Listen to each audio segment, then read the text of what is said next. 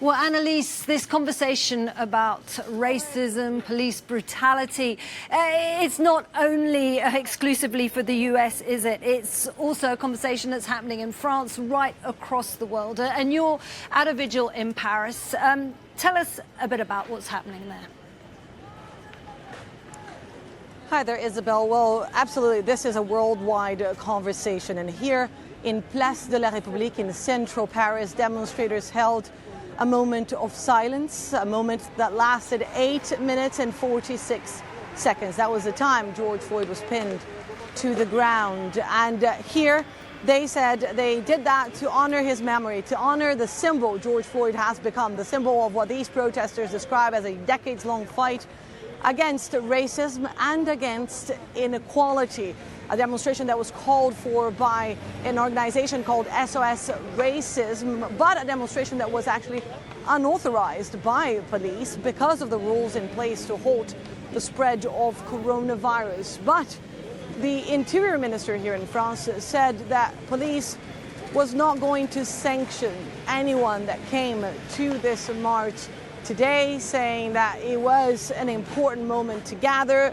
Christophe Castaner also announced certain measures on a much anticipated speech on live TV yesterday, saying that chokehold methods, for example, that killed George Floyd were no longer authorized in France by French police, and that there would be a zero-tolerance policy on racism in the French police. Racism has no place in France, according to the country's interior minister. I asked the vice president of SOS Racism, that organization that called for this demonstration here today, to react on the words of Christophe Castaner, and this is what she had to say.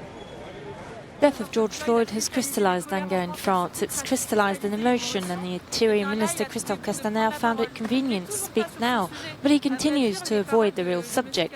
Truth be told, his words have started to evolve only a few days ago. It's not a victory in itself, it's the beginning of a fight, the beginning of a long battle. Our fight is not against the police, it's against racism within the police. Annalise, the beginning of a fight, because there's also been the calls for a national protest, haven't there, by the family of Adama Traoré. Now, he died in similar circumstances to those of George Floyd. So why are his family calling for this demonstration?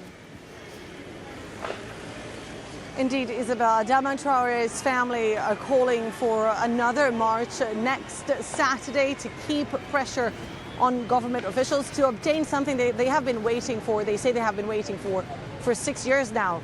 Justice. Adama Traoré was celebrating his 24th birthday in July 2016 when he was pinned down to the ground by 3 police officers. And by the time he arrived at the police station, it was not possible to revive him. His death suscitated a lot of emotion at the time, but the investigation is still ongoing, and no one has been charged with that conviction, with that crime. And so a lot of people here in France still very angry about the circumstances involving his death, but also other young, they say young male, sometimes black or Arab men in France, all over the country really. They say that is proof that there is a lot of racism within the police, but also within society here in France. They say this is only the beginning of a long path towards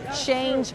But today they have been telling me here in this march in central Paris that they are determined to do everything in this power. They have been talking about it. They say the world is talking about a new world order post-COVID-19.